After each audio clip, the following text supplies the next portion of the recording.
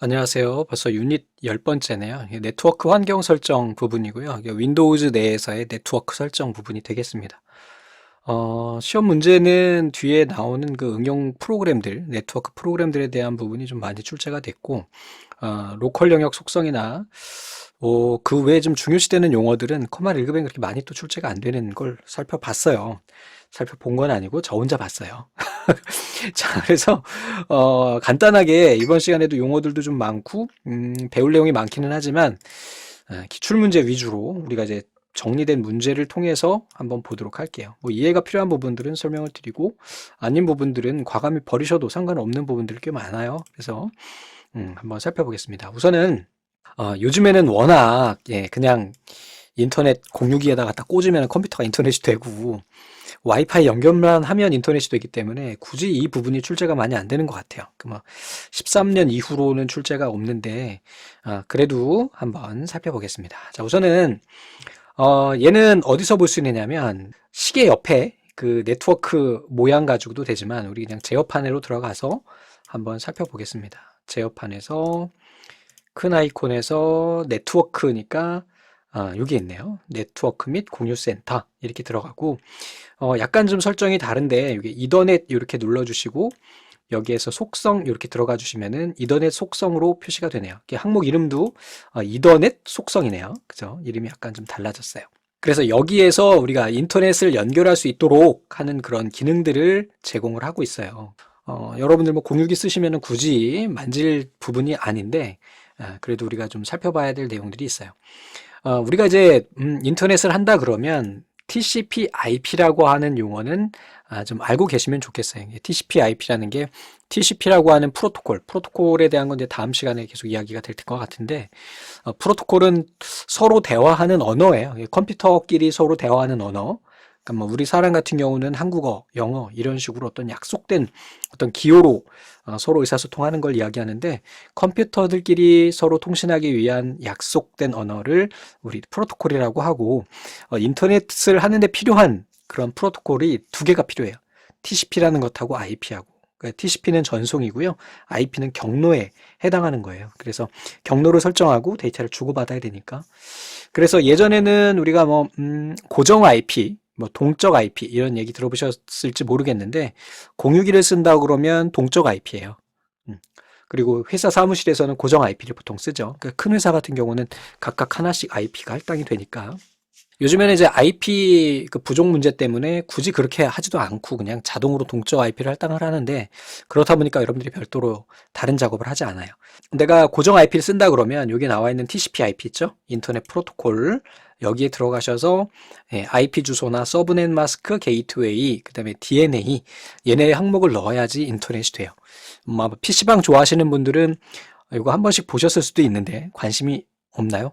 PC방은 고정 IP를 쓰니까. 그래서 여기에서 고정된, 대학교에서는 각 전산실마다 컴퓨터 IP가 고유하게 할당이 되기 때문에 여기에 IP가 다 들어있을 거예요. 그래서 가끔 전산실 관리하시는 그런 그 알바하시는 대학생들 있잖아요. 그 친구들 보면 이거 설정해가지고 IP 충돌나면 안 되니까 전 세계의 IP 주소는 딱 유일하게 하나만 있어야 되기 때문에 충돌 난다고 뜨면 여기 가서 수정하거나 하는 부분이에요. 그래서 바로 여기 나오는 이더넷 속성 또는 로컬 영역 속성.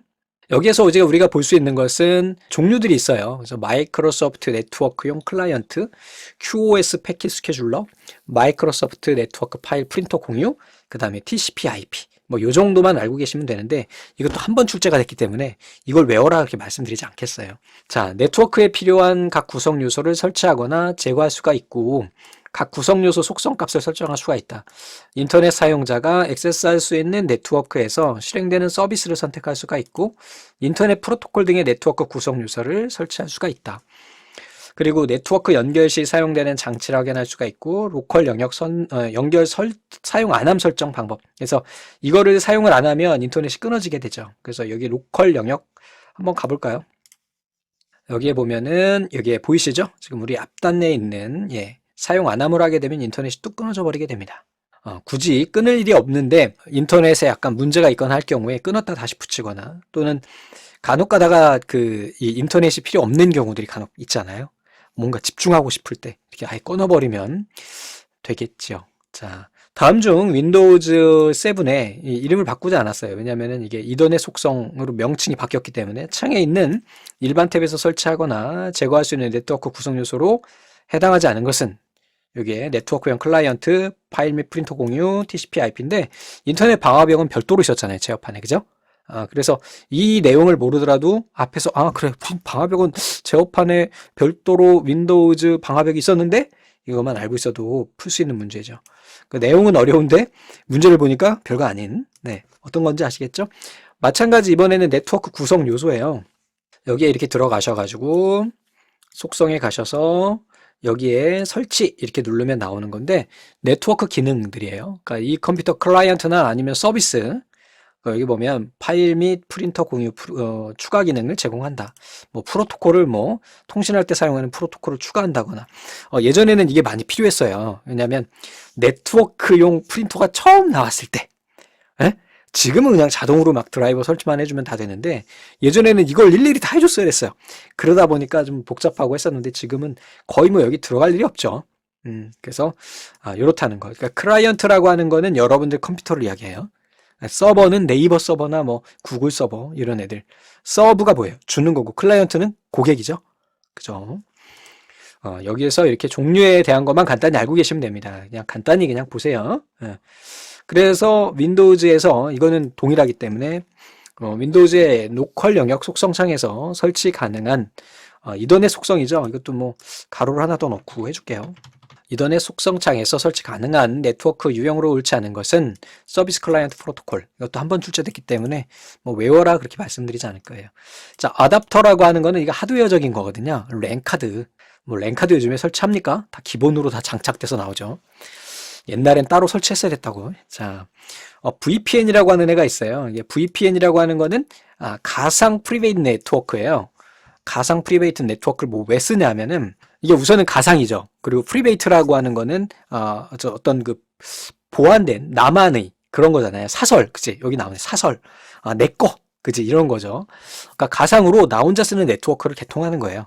왜 가상을 쓰냐면 우리가 인터넷망이라고 하는 것을 같이 쓰거든요. KT망 같이 써요. 또 SKT망 같이 쓰고요. 또 어디 있나요, 우리? U+망 같이 씁니다. 그런데 얼마 전에 그런 일이 있었죠. 그 KT에서 그 케이블망이 끊어져 가지고 결제도 안 되고 막 그랬던 적이 있었잖아요. 그런 것처럼 우리가 같이 쓰고 있어요. 그 하나 끊어지면 끝이야. 근데 보안을 위해서요. 보안을 위해서. 그러니까 은행 같은 경우에는 해킹에 취약하잖아요. 그 돈이 오가는 그런 데이터 패킷들을 원래는 전용선을 깔아야 됩니다. 전용선 깔려면 케이블을 직접 깔아야 되거든요. 은행마다 다. 그 돈이 얼마나 들겠어요? 땅을 파든지 위에 전주로 하든지 전용선을 깔아야 되는데. 그래서 우리 공용 네트워크에다가 이 VPN 기능을 이용을 해서 나만의 길을 하나 만드는 거예요. 다른 애들이 침범하지 못하도록. 이게 바로 VPN입니다. 가상 사설망이라고 한다. 인터넷망과 같은 공중망을 사설망처럼 이용을 해서 훼손 비용을 크게 절감할 수 있는 기업 통신 서비스다. 얘는 이제 기밀성이 있어요. 기밀성. 기밀하다는 건 뭐예요? 숨겨져 있다는 거죠. 좀 전에 말씀드렸듯이 다른 사람은 몰라요. 나 몰래 쓰는 거야. 그다음에 무결성이라고 하는 거는 이 데이터에 오류가 발생하지 않는 거예요. 문제가 발생하지 않아야 돼. 자, 근원 인증은 얘 소스가 어디서 왔느냐? 이런 거. 또 접근 제어. 인증된 사용자한테만 이 접근 가능하도록 해야 돼요. 터널링은 전송하고자 하는 데이터 특정 프로토콜을 캡슐화해서 전송한다. 이런 거 모르셔도 되고 그냥 딱 보면 이름만 보면 알잖아요. 무결성, 무결, 완전 무결, 근원 인증, 그래 보낸 거, 접근 제어, 그래 이거 접근 못하게 이렇게 그냥 이렇게 명칭에 대해서 여러분들이 좀 마인드 맵을 할 수 있는 그런 거면 될 것 같아요. 굳이 다 외우지 않아도요. 얘도 한번 출제가 됐기 때문에 굳이 외워라 이렇게 하진 않고요. 제 생각에는 VPN이 어떤 것인지만 알면 될 것 같아요. 자, 기밀성이에요. 데이터의 내용이 변경되지 않았음을 보장한다. 기밀성은 그게 아니라 이 데이터가 다른 사람이 보지 못하게 하는 거잖아요. 자, 근원 인증은 수신 측이 수신한 데이터가 원래의 송신자, 보낸 사람, 근원. 근원이 뭐예요? 원래 태어난 곳, 뿌리 근자잖아요. 그죠? 그러니까 원래 보낸 애가 누군지 확인이 돼야 되는 거죠. 맞고요. 무결성은 보면은 데이터 전송 중에 데이터의 내용을 보았을 때 내용을 파악하지 못하도록 한다. 이게 기밀성이네요. 이 두 개가 바뀐 거군요. 접근 제어. 특정, 이거는 캡슐화. 이게 터널링에 해당하는 얘기고 캡슐화에 대한 내용이고 접근 제어 같은 경우는 정당한 권한이 있는 사람만 접근할 수 있도록 하는 거죠. 다음에 TCP/IP 등록 정보예요. 그러니까 인터넷 아까 잠깐 보여드렸는데 인터넷을 할 때 필요한 그런 기능입니다. 그래서 TCP/IP 구성 요소에는 여기 있는 이 구성 요소 정도는 알고 계시면 좋겠다라는 게 제 개인적인 생각이에요. 그래서 우선은 어떤 것들이 필요한지 볼게요. 우선 앞에서 잠깐 말씀드렸듯이 인터넷을 하려면 TCP라고 하는 프로토콜과 IP라고 하는 프로토콜이 들어가줘야 돼요. 그래서 거기에서 이제 TCP/IP 속성이 되는 거고 이 안에 이제 IP 주소예요. 주소죠. 이게 뭔 말이냐면 여러분들이 요즘에는 편지 같은 거 안 쓰잖아요. 엽서 안 쓰잖아요. 그 엽서 쓰려면 뭐가 필요하죠? 보내는 사람과 받는 사람의 주소가 필요해요. 그런데 목적지에 가려면 보내는 사람은 가끔 안 써도 되죠. 근데 목적지는 알아야 돼요. 주소가 있어야 돼요. 이 컴퓨터에 주소가 있어야지 누군가가 오든지 내가 뭔가 보낼 수 있는 거예요. 그래서 이 인터넷 주소, 얘가 필요하게 됩니다. 이 주소와 그 다음에 서브넷 마스크라고 하는 애가 있는데 이 서브넷 마스크라고 하는 애는 이제 다음 시간에 또 배우게 되긴 할 거예요. 근데 이 서브넷 마스크는 어떠한 커다란 건물이라고 하죠. 이제 아파트라고 합시다. 아파트라고 하는데 여기가 101동이에요. 그리고 이쪽에 102동이라고 하죠. 그럼 이제 택배 기사님이 오셔가지고 우리 집은 101동 꼭대기예요. 뭐 27층 4호라고 하자. 2704라고 하고요. 이쪽에도 똑같이 2704가 있어요. 그럼 택배 기사님이 와가지고요. 주소를 보고 101동 2704 여기를 찾아가야 되잖아요. 그죠? 그럼 여기 찾아가려면 어떻게 해야 돼요? 당연하지만 앞에 여러분들 건물 옆에도 써 있고요. 현관에도 써 있어요. 어디에 써 있어요, 주로? 현관에 써 있습니다. 이렇게 현관에. 여기 현관에 이렇게 101동 이렇게. 그럼 이 기사님이 요걸 보고 가서 들어가게 되겠죠? 바로 여기에 있는 이 서브넷 마스크라고 하는 거는 뭐냐면은 이렇게 구분을 해주는 역할을 하는 거예요. 그래서 어떤 아파트 단지가 크게 있는데 그 내에서 이 범위, 그 다음에 이 범위를 할당해 줄 수 있도록 하는 것이 서브넷 마스크고요. 그 다음에 좀 전에 말씀드렸던 이렇게 그 현관문에 있는 이 번호를 뭐라고 하냐면 이 호수가 아니라 동수를 뭐라고 하냐면 바로 게이트웨이라고 그래요. 여러분들 게이트가 뭐예요? 문이잖아요. 웨이는 뭐예요? 길이죠. 바로 현관문이요. 현관문. 그래서 이 신호가 왔다 갔다 하는 데 필요한 현관문. 이게 게이트웨이고요. 서브넷 마스크는 네트워크. 우리가 만약에 아파트 하나에 막 3,000세대 이렇다고 해요. 그럼 3,000세대면 이거를 3,000명이 한 동에 다 사는 건 아니잖아요. 동이 적어도 한 20동, 30동은 되겠죠. 자, 그러면 그 각 동별로 구분을 해줘야 돼요. 그 왜 구분을 해줘요? 우편물 잘 받으려고, 택배 잘 받으려고, 오류 없이 하려고. 또 한 가지 뭐가 있어요? 세금 잘 뜯어가려고. 그지? 요렇게 하는 거예요. 그래서 이렇게 구역을 나누는 것을 우리 서브넷 마스크라고 하고 그 구역에서 해당하는 네트워크에 접근하기 위한 통로, 여기를 게이트웨이라고 합니다. IP는 바로 뭐예요? 여기에 나와 있는 2704. 요게 되는 겁니다. 그럼 한번 생각해 볼게요. 우리가 택배를 받으려면 필요한 게 뭐가 필요해요? 이 세 개 중에 뭐가 필요해요? 세 개 다 필요하죠. 동만 알면 알 수가 없잖아요. 내가 어디에 사는지. 그제? 그리고 동으로 들어와요. 그 다음에 내가 2704에 사는지 알아야 될 거 아니에요. 그 호수도 필요하겠죠. 그래서 얘네가 다 필요한 거예요. 자, 그 다음에 또 하나 필요한 게 있어요. 밑에 보면 DNS라고 하는 애가 있는데, 자, 여러분들 아파트 단지가 있으면 여기가 100번지라고 하자고요. 요즘에 번지라고 안 하고 100번길이라고 하자. 몇 번길 막 이렇게 요즘엔 이야기하니까 100번길 뭐 1번이에요. 그러면 택배 기사님들이요. 100번 길 1번에 101동 2704 이렇게 하는 거를 더 쉽게 찾을 수 있어요? 아니면은 여기가 무슨 뭐 샘송 레마안이라고 하자. 똑같은 특정 회사를 명칭할 수 없으니까 샘송 레마안이라고 하면 무슨 동 이렇게 하면 이게 더 쉽게 찾을 수 있잖아요. 야, 100번 길에 1번 아파트에 이렇게 하는 것보다는 어떤 특정한 별칭이 있어가지고 걔를 부르는 이름이 있으면 좋은 거죠. 얘가 바로 DNS예요. 도메인 네임 서비스. 도메인이 뭐예요? 도메인은요. 사전 찾아보시면 아시겠지만 영어 좋아하시는 분은 아시죠? 영역이라고 하는 의미예요. 그러니까 이 땅덩어리 영역, 이 영역에 이름을 지정해주는 서비스인 거예요. 그러니까 실제적으로는 우리가 물리적으로는 100번길 일이지만 이걸 찾기 힘들다고요. 그것보다는 야 무슨 동에 샘송 아파트 이렇게 얘기를 하면 딱 알 수 있잖아요. 그쵸? 요렇게 이런 애들이 필요하다라는 거고, 자, 여기에서 언급된 명칭들은요, 컴퓨터를 안다. 그리고 현재 여러분들이 살고 계시는 이 유비쿼트 시대에 기본적으로 알아야 될 상식 용어 정도밖에 안 돼요. 그러니까, 이번 기회에 좀 안다. 시험에 나오면 더 좋고요. 서브넷 마스크나 게이트웨이 이거는 다른 시험에 엄청 많이 출제돼요. TCP/IP 구성하는 거는 정말 많이 출제되는 시험 그 내용이에요. 근데 제가 문제은행을 검색해봤는데 코마 1급에는 그렇게 많이 안 나오더라고요. 자, 이렇게 된다라는 거 비교해서 말씀드렸어요. 자, IP라고 하는 거는 얘는 가상의 주소예요. 물리적 주소가 아니라 논리적 주소가 됩니다. 물리적 주소는 또 따로 있어요. 그리고 기본적으로 예전에 쓰던 이제 IP 버전 4 지금도 같이 쓰고 있어요. 병용하고 있습니다. 얘는 32비트예요. 그리고 8비트씩 점으로 구분을 해서 이런 식으로 우리가 표현을 하게 됩니다. 이게 우리가 기본 IP 버전 4라고 이야기하고 뒤쪽에 가서 IP 버전 4와 IP 버전 6에 대한 내용은 또 한 번 이야기할 거예요. 그래서 얘 같은 경우는 128비트예요. 이거 자주 나옵니다. IP 버전 4는 32비트고요. 얘는 128비트예요. IP 버전 6가 나온 이유는 뭘까요? 딱 하나밖에 없어요. IP 주소가 부족해서요. 전 세계가 지금 한 70억이라고 하는데요. 우리가 쓰고 있는 모든 제품들, 요즘에는 스피커에도 IP 붙죠? 헤이 아리아 또는 헤이 카카오, 헤이 구글 뭐 이런 것들 또는 냉장고 집에 있는 스위치 하나에도 다 IP가 있어요.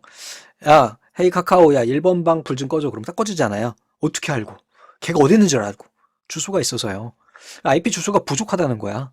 그래서 IP 버전 6가 나온 거고 얘는 128비트예요. 128비트라는 거는 이진수로 자리수가 128개라는 거야. 그럼 얘의 경우의 수라는 거는 거의 무한대로 쓸 수 있는 거예요. 그래서 현재는 여러분들 얘네를 병용하고 있습니다. 어느 정도. 워낙 여러분들 뭐 DHCP라고 하는 자동 IP 할당을 받다 보니까 내가 IP 버전 4를 쓰는지 6를 쓰는지 몰라요. 관심도 없고. 그런데 현재는 이미 다 이제 접목이 돼가지고 같이 쓰고 있습니다. 자, 뭐 나머지는 되셨고요. 이제 서브넷 마스크 아까 말씀드렸어요. 그래서 네트워크와 어떤 네트워크를 구별하기 위한 그런 거다. 그다음에 게이트웨이는 다른 네트워크와 교환을 하기 위한 출입구 역할, 현관문, 아파트 현관문이라 보시면 되고요. DNS는 우리가 이제 물리적인 주소가 있기는 있는데 그 물리적 주소와 그 다음에 이 논리적 주소를 서로 연결해주는 방법에 대한 것도 나오기는 합니다. 좀 있으면 이제 다음 시간에 배우게 되긴 할 거예요.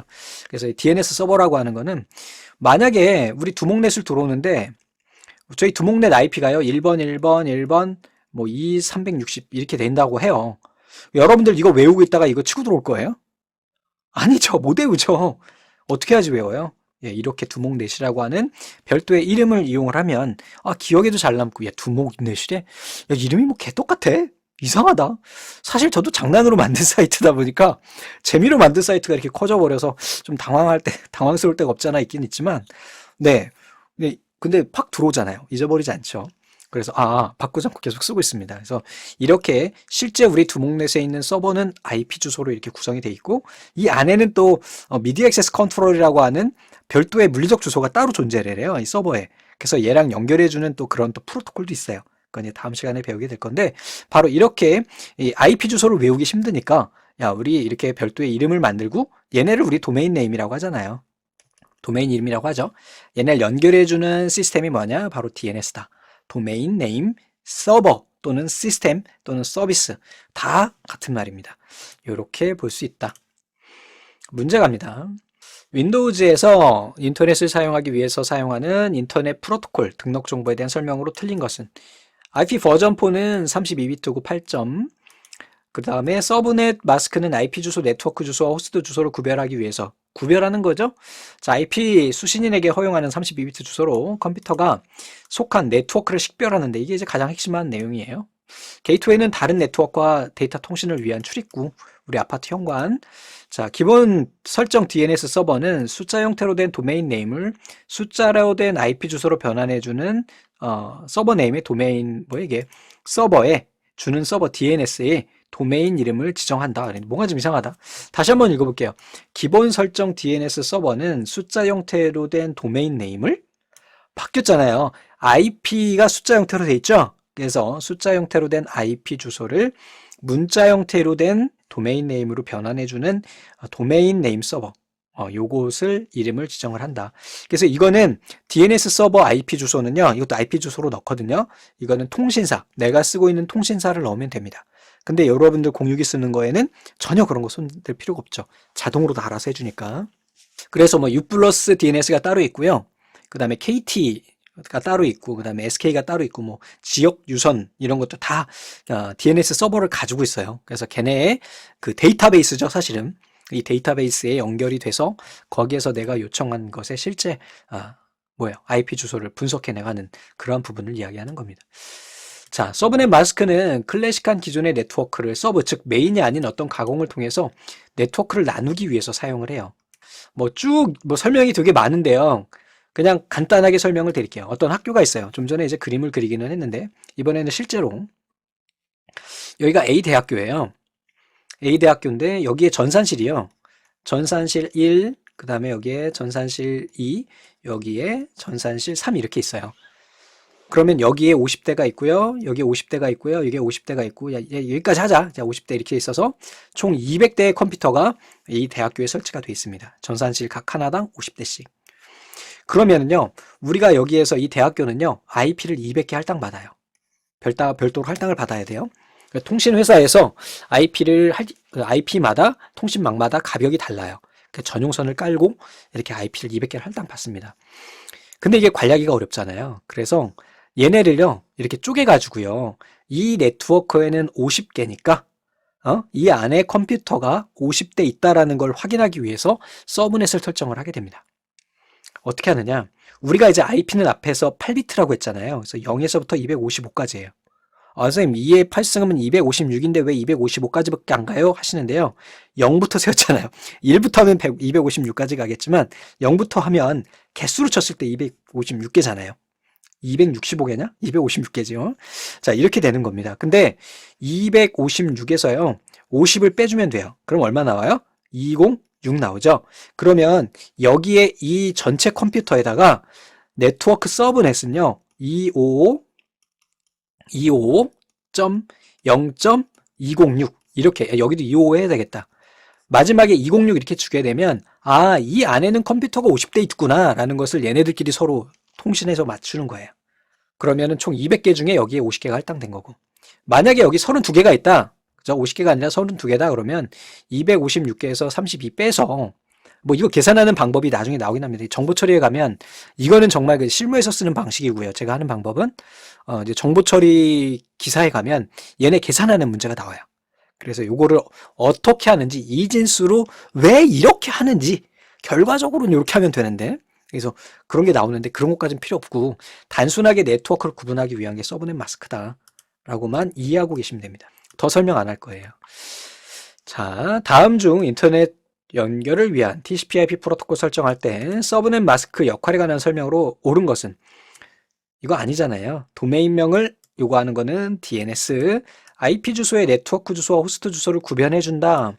호스트의 연결 방식을 식별한다. 연결된 사용자 IP 식별한다 그랬는데 그게 아니고 IP 주소 네트워크 주소와 호스트 주소를 구분해준다. 근데 이제 여러분들도 헷갈리는 게 그럼 선생님 네트워크 주소하고 호스트 주소는 뭔가요? 이렇게 말씀하시는데 서브넷으로 할당된 이 IP 주소에는요. 예를 들면은 255 IP로 칠게요.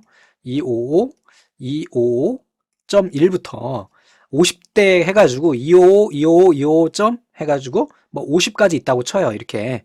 그러면 이 네트워크의 호스트 주소가 얘고요. 그 다음에 이제 브로드캐스팅 주소라는 게 따로 있어요. 브로드캐스팅 주소가 바로 얘인 거예요. 그래서 결국은 이 범위에 이 네트워크를 구분하는 네트워크에 구성되는 너무 설명이 어렵다. 그냥 이렇게 외우세요. 이것까지 설명하면 1시간 간다. 그냥 서브넷이라고 하는 거는 네트워크를 구별해주기 위해서 하는 거구나 까지만 기억하시기 바랍니다. 너무 깊게 들어가다 보면 필요 없는 시간만 낭비가 됩니다.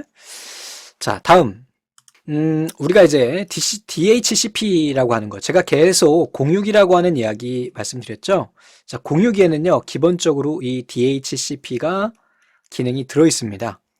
이게 뭐냐면은요 컴퓨터가 네트워크에 이 장치에 접속하는 순간 이 컴퓨터에 자동으로 IP를 할당해줘요. 그래서 제 컴퓨터에도 얘도 지금 공유기가 연결되어 있기 때문에 여기에 보시면은 우리가 알 수가 있어요. 네트워크 연결되어 있지 않다고 나오네요. 야, 어떻게 자세히 이렇게 눌러봐야 되겠다. 여기 나오는군요. 자세히 눌러보니까 여기에 IP하고 서브넷 마스크하고 이렇게 또 DHCP 서버하고 DNS 서버가 할당이 되어 있네요. 이게 뭔지, 그러니까 자동으로 여러분들 컴퓨터를 켜는 순간 공유기가 여러분들 컴퓨터에 고정으로 동적이에요. D가 다이나믹이거든요. 동적으로 그때그때마다 IP를 바꿔가면서 할당을 해줘요. 우리 집에 컴퓨터가 10대가 있는데 아빠가 제일 먼저 일어나면 1번 할당하고요. 다음에 엄마가 키면은 2번을 할당해요. 근데 그 다음 날은 딸이 1등으로 일어났어요. 컴퓨터를 켰어요. 그러면 딸한테 1번이 가는 거예요. 동적으로 IP를 할당을 해줍니다. 이걸 하는 이유는 IP의 주소가 부족하기 때문이에요. 그쵸? 이렇게 되는 겁니다. 왜 한다고요? IP 주소가 부족해서요. 그래서 컴퓨터가 네트워크에 접속하면 자신의 목록에서 IP 주소를 선택해서 할당을 해주게 돼요. 가상 IP 사용으로 보안성을 높일 수 있다 그랬는데 좀 전에 제 컴퓨터에 보면은 192.168 이렇게 나오잖아요. 얘는 비상용 IP라고 그래요. 실제로 쓰이지 않는 IP. 여기 보이는 192.168, 그 다음에 127, 168로 시작하는 애들은 비상용 IP입니다. 이런 것까지 모르셔도 되고 그냥 우리는 비상용 IP다. 이건 실제로 존재하지 않는 거예요. 물리적으로. 그래서 해커들이 외부에서 특정 IP, 저 IP를 치면은 전 세계 수십억 대가 저렇게 설정이 돼 있어요. 그럼 어딘지 모르잖아요. 그래서 보안성이 좀 높아지는 장점은 있는데 요즘에는 그래서 그렇게 공격을 하지 않고 이메일이나 인터넷에서 특정 파일을 다운로드 받으면 이 컴퓨터가 감염되게 만들어가지고 얘의 위치를 확인을 하고 해킹을 하죠. 요즘에는 뭐 IP 주소라는 게 큰 그 위험성은 아니니까요.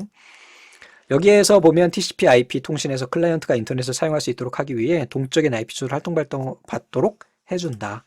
얘가 다이나믹 호스트 컨피그레이션 프로토콜이래요. TCP/IP 통신에서 클라이언트가 인터넷을 사용할 수 있도록 하기 위해 동적인 IP 주소를 할당받는다. 이게 이제 핵심 키포인트예요. 그래서 다이나믹 이렇게. 다음에 이제 매체 접근 제어라고 하는 애가 있는데 얘가 이제 물리적 주소에 해당하고요. 얘가 물리적으로 우리가 인터넷을 할 수 있도록 해주는 기본 프로토콜이에요. 그래서 우선 CSMA CD 방식이라고 하는 애가 있는데 이걸 통해서 여러분들 근거리 통신망을 할 수 있는 거예요. 랜이요, 랜.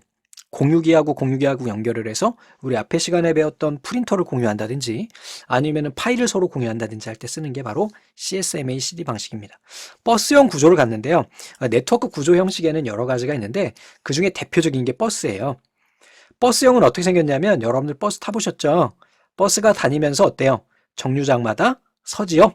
이 하나하나를 여러분들 단말 컴퓨터로 보는 겁니다. 그래서 가운데에 큰 통로를 통해 가지고 버스가 신호가 왔다 갔다 하고요. 그때그때 그 자리에다가 데이터를 주고받을 수 있도록 하는 게 버스형이에요.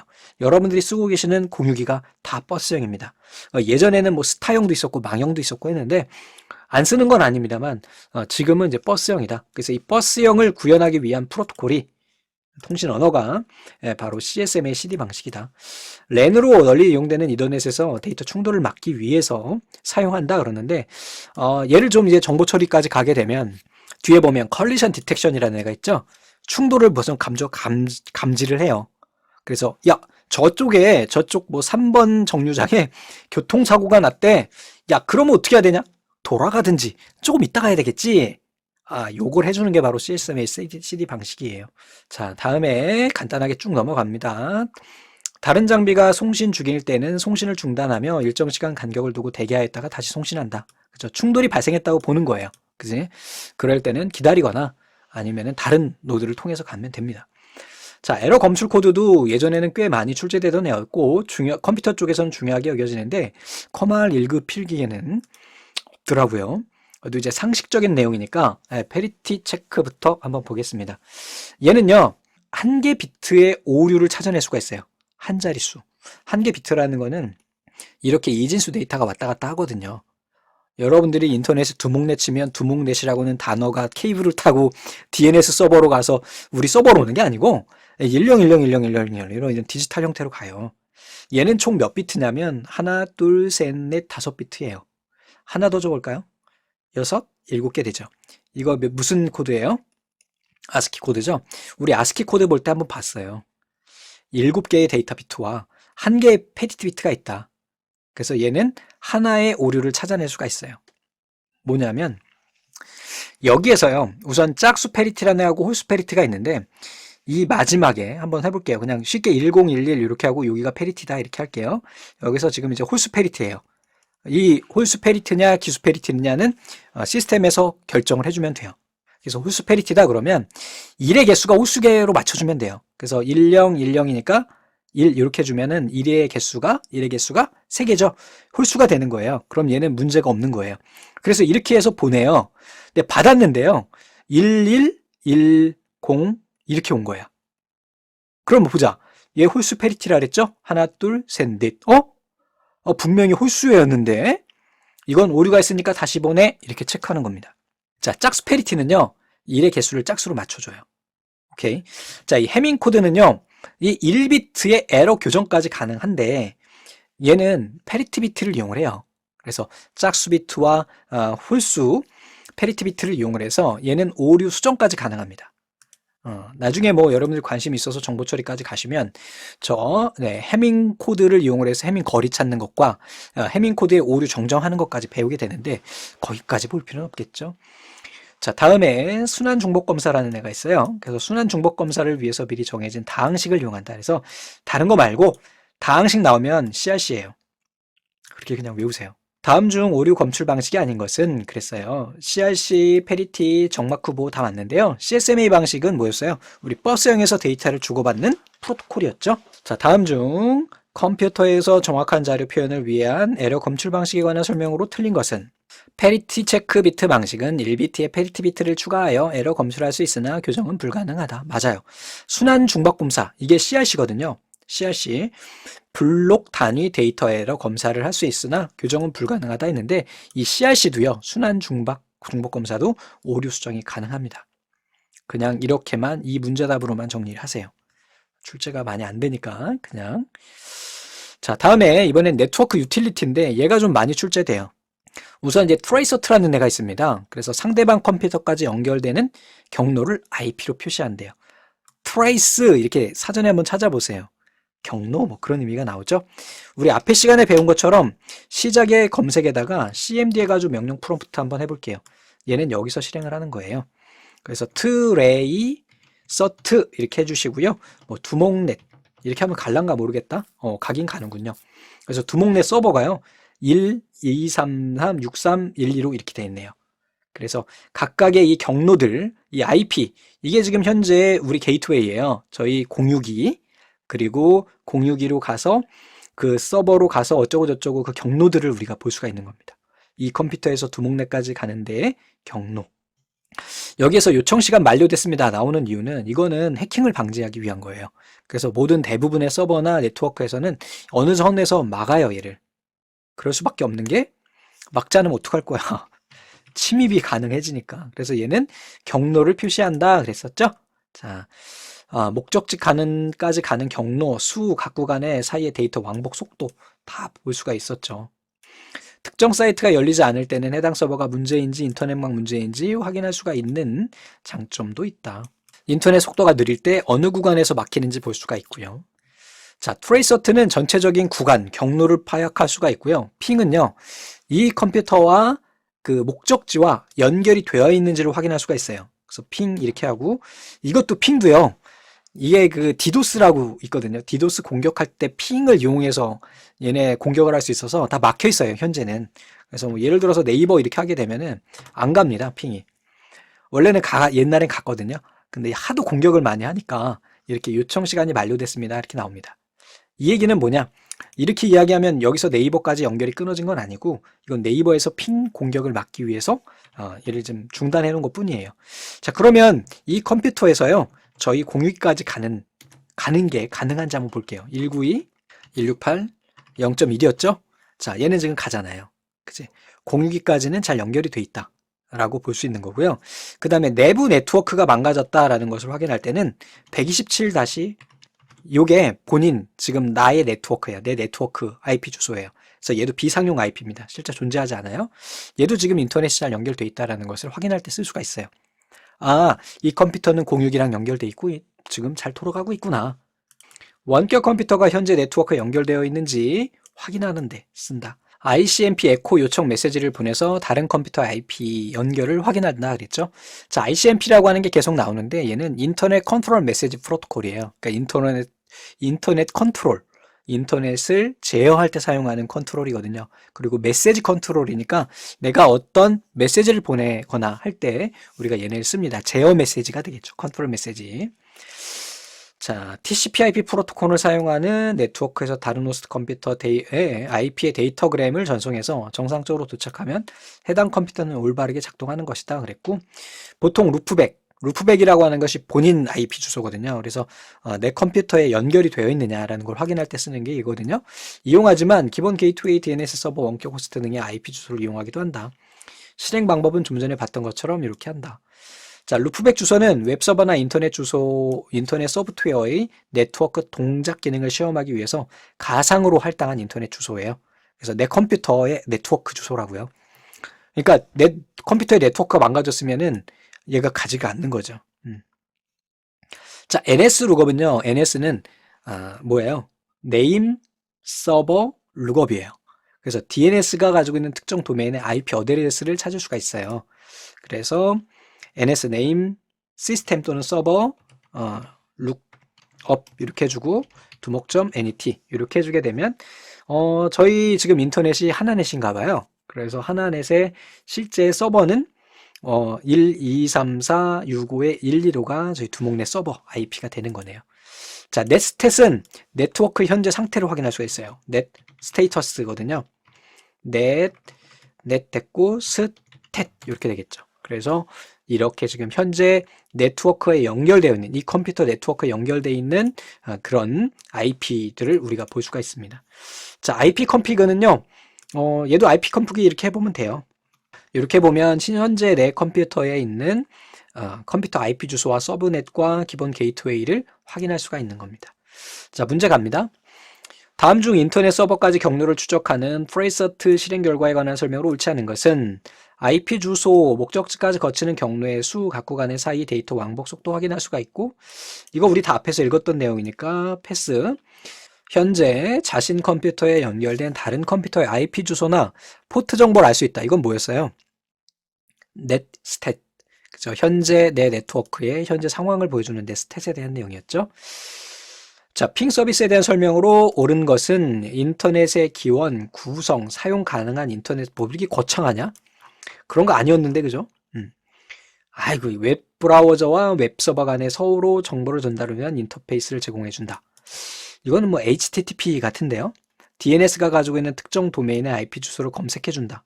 이거는 뭐였어요? NS 룩업. 지정된 호스트에 대한 네트워크층의 통신이 가능한가 여부를 확인한다. 이게 맞겠네요.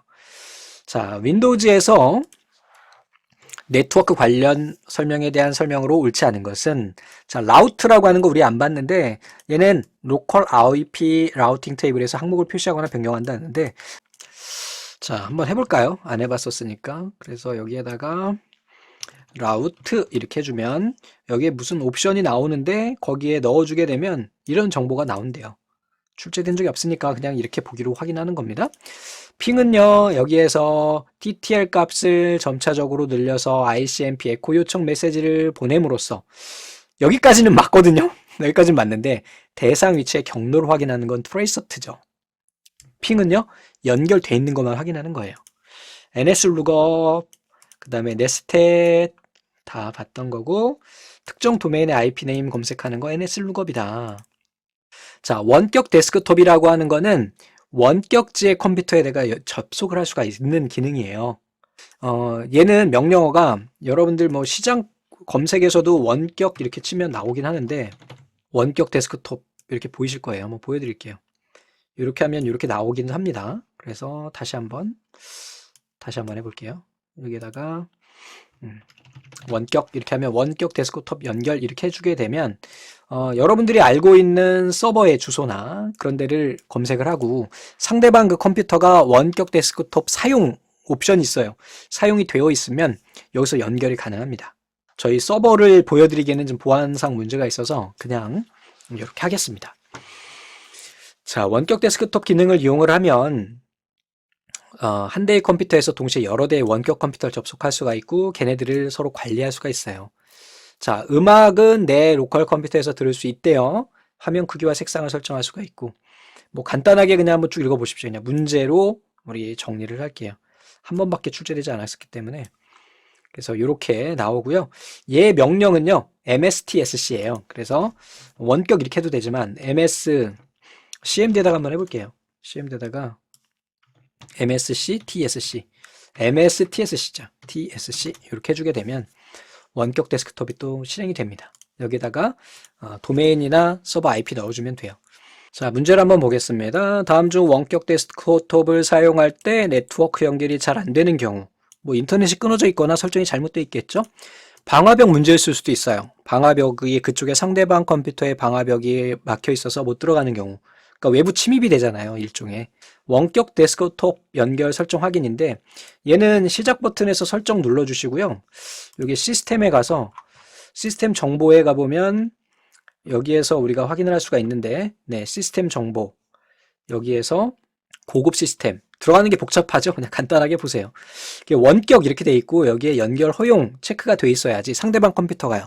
내가 원격으로 상대방 컴퓨터에 연결을 할 수가 있게 됩니다.